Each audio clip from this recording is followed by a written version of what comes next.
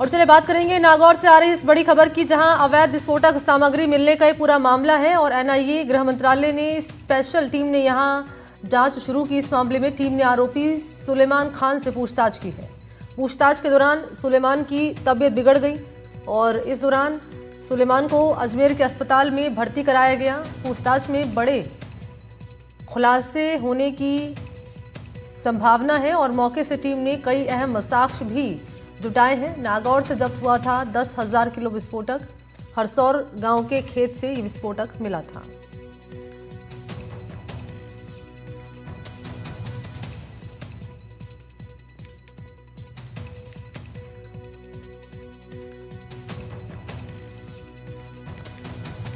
तो फिर से बता दें, अवैध विस्फोटक सामग्री मिलने का पूरा मामला एनआईए और गृह मंत्रालय की स्पेशल टीम ने जांच शुरू की। टीम ने आरोपी सुलेमान खान से पूछताछ की और इस दौरान इस आरोपी की तबीयत बिगड़ गई, जिसे अजमेर के अस्पताल में लाया गया है। पूछताछ में मामले से जुड़े कई पहलुओं को टीम ने खंगाला और कई साक्ष्य भी जुटाए गए।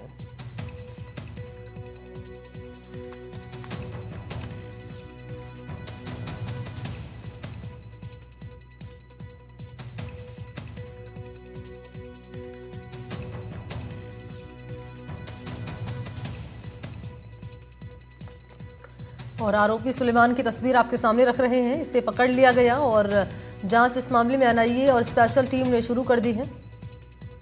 आरोपी है, इसका नाम है सुलेमान खान।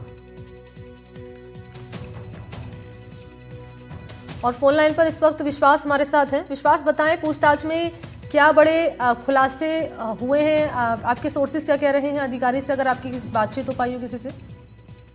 देखिए, ये जो आरोपी है इससे पहले भी इस तरह की विस्फोटक पदार्थों को ले जाने की और उससे जुड़े हुए अन्य मामले दर्ज थे और अभी फिलहाल एनआईए की इस पूरे मामले में जो है एंट्री हो चुकी है। एनआईए अब इस पूरे मामले में आरोपी से पूछताछ कर रही है।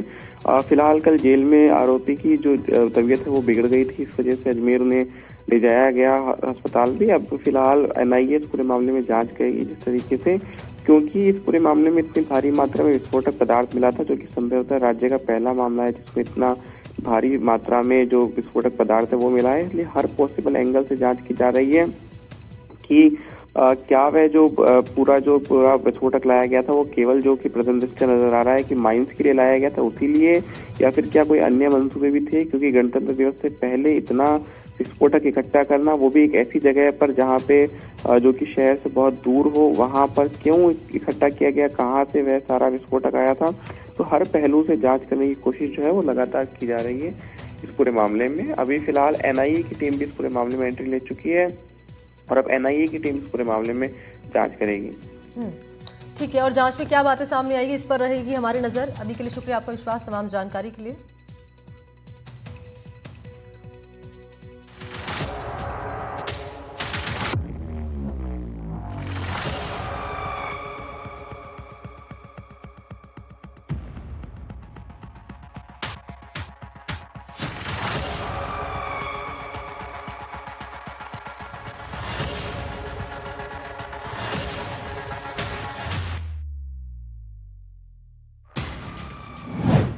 नागौर में मिला 9,500 किलो विस्फोटक। कहां से आया भारी मात्रा में अमोनियम नाइट्रेट?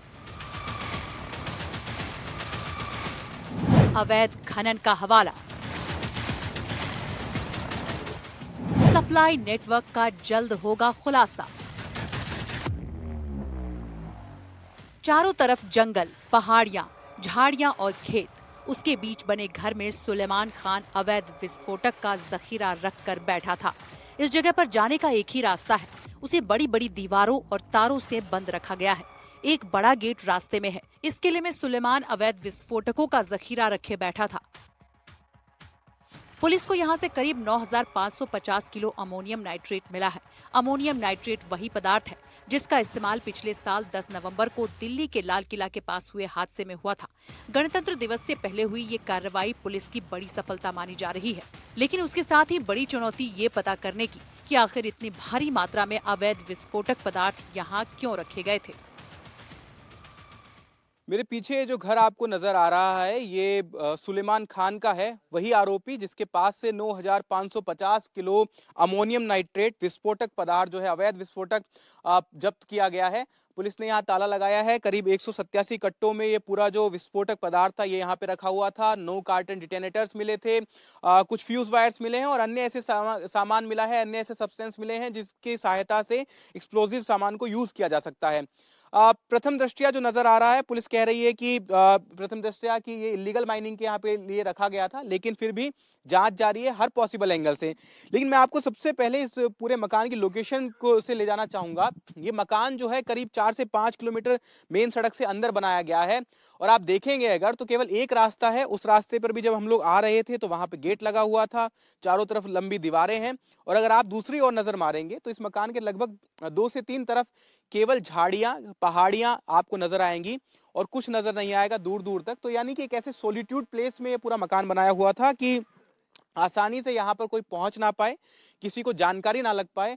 और उसके बाद में एक खेतों के बीच में, चारों तरफ खेत जंगल, उसके बीच में इस मकान को बनाया गया ताकि यहाँ पर इस तरीके के जो अवैध काम है वो किए जा सकें। अब पुलिस इस पूरे मामले में इन्वेस्टिगेशन कर रही है कि किस तरीके से यहाँ पर ये जो अवैध विस्फोटक है ये पहुंचा, इस पूरे अवैध विस्फोटक से क्या किया जाने वाला था, क्योंकि हर पॉसिबल एंगल से जांच किया जाना जरूरी है। ये वही अमोनियम नाइट्रेट सब्सटेंस है जिसका दिल्ली ब्लास्ट में लास्ट ईयर जब दिल्ली ब्लास्ट हुआ था लाल किले के पास, वहां पर भी इसी सब्सटेंस का, इसी पदार्थ का इस्तेमाल किया गया था। तो हर एंगल से जांच किया जाना जरूरी है। पुलिस को गुप्त सूचना मिली। पुलिस ने यहां प्लानिंग कर दबिश दी।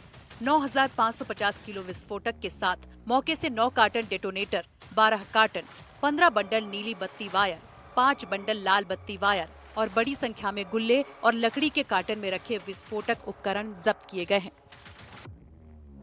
शुरुआती जांच में ये बात सामने आई है कि ये विस्फोटक अवैध खनन में सप्लाई करने के लिए रखा गया था। आरोपी सुलेमान खान 58 साल का है। उस पर पहले भी इस तरह के मामले से जुड़े 3 केस दर्ज हैं। सुरक्षा एजेंसी अब मामले में हर एंगल से जांच कर रही है। सूत्रों के मुताबिक वो पहले किसी बलवंत नाम के व्यक्ति के साथ खनन से जुड़ा काम करता था। बाद में लाइसेंस निलंबित होने के बाद अवैध रूप से ये काम करने लगा। सुलेमान का ये किला चारों तरफ से बड़ी बड़ी दीवारों से घिरा हुआ है। उसके ऊपर तारबंदी है। पुलिस ने सभी 187 कट्टों में मिले विस्फोटक को जब्त कर मकान को सीज कर दिया है। पुलिस 4 दिन के रिमांड लेकर सुलेमान से पूछताछ कर रही है। इस प्रकार का इंटेलिजेंस प्राप्त हो रहा था कि जिले में बड़ी भारी मात्रा में विस्फोटक सामग्री का क्रय, विक्रय और भंडारण किया जा रहा है। इस आसूचना के प्राप्त होने पर फर्दर इस पे इंटेलिजेंस इनपुट्स गैदर किए गए। जो डीएसटी टीम है जिले की, उनको एक्टिवेट किया गया और ह्यूमन इंटेलिजेंस, टेक्निकल इंटेलिजेंस का संकलन करते हुए कल एक बड़ी कार्रवाई को जिला पुलिस द्वारा अंजाम दिया गया है। इस ओवरऑल कार्रवाई को जिला डीएसटी टीम द्वारा किया गया और ओवरऑल कार्रवाई का सुपरविजन जो है वो सीओ डेगाना, एसएचओ थावला, इनके द्वारा किया गया है। इस बीच आरोपी सुलेमान खान की पुलिस हिरासत के दौरान अचानक तबीयत बिगड़ गई। पूछताछ के दौरान वो बेहोश हो गया। उसके बाद पुलिस महकमे में हड़कंप मच गया। आनन फानन में आरोपी को थावला अस्पताल ले जाया गया, जहां प्राथमिक जांच में बीपी हाई होने की पुष्टि हुई। डॉक्टरों ने स्थिति को देखते हुए उसे पहले अजमेर और बाद में कड़ी सुरक्षा के बीच जोधपुर रेफर किया। वहां पर उसका इलाज जारी है। मामले की संवेदनशीलता को देखते हुए सीआईडी समेत अन्य सुरक्षा एजेंसियां भी अस्पताल पहुंची। पुलिस का कहना है कि आरोपी की हालत स्थिर होने के बाद उससे दोबारा गहन पूछताछ की जाएगी। जांच में ये बात भी सामने आई है कि सुलेमान खान विस्फोटकों के मामले में पुराना खिलाड़ी है। वो पहले लीगल विस्फोटक मैगजीन का संचालन करता था और ब्लास्ट बनाने, स्टोर करने और सप्लाई की पूरी तकनीकी जानकारी रखता है। लाइसेंस खत्म होने और दूसरे कारणों से काम बंद होने के बाद उसने अवैध तरीके से विस्फोटक तैयार कर बेचने का रास्ता अपनाया। आरोपी पर साल 2014 और 2020 में भी विस्फोटक अधिनियम के तहत कई केस दर्ज हो चुके हैं। उसका मुख्य ठिकाना भैरंदा, हरसौर के बीच एक जंगली क्षेत्र बताया जा रहा है। फिलहाल पुलिस और सुरक्षा एजेंसियां पूरे नेटवर्क की कड़ियां जोड़ने में जुटी हुई है और आने वाले दिनों में बड़े खुलासों की संभावना जताई जा रही है। पुलिस को 4 दिन की रिमांड मिली है। उस रिमांड में पुलिस पूछताछ कर रही है। ये जानने की कोशिश की जा रही है कि कहां से ये इतनी भारी मात्रा में जो विस्फोटक है ये यहाँ पर लाया गया, इकट्ठा किया गया, किस तरीके से। इस तरह की बातें भी सामने आती हैं कि जो एक्सप्लोजिव मैगजीन्स के जो रहता है तो वहां से पिलफरेज ये लोग करते हैं, वहां से चोरी छुपे निकालने की कोशिश करते हैं, लेकिन हर एंगल से, हर पहलू से जांच की जा रही है और जांच के बाद ही ये स्पष्ट हो पाएगा कि इतनी बड़ी मात्रा में ये जो विस्फोटक यहाँ पे रखा गया था ये कैसे आया था। गणतंत्र दिवस से 2 दिन पहले ये कार्रवाई की गई और जिस तरीके से ये पूरी कार्रवाई की गई है ये बड़ी सफलता है पुलिस के लिए, लेकिन अब उससे बड़ी चुनौती है ये पता करना कि कहां से ये सब्सटेंस आया और उसके बाद में कहां इसका इस्तेमाल किया जाना था। निर्मल शर्मा के साथ विश्वास शर्मा, एनडीटीवी।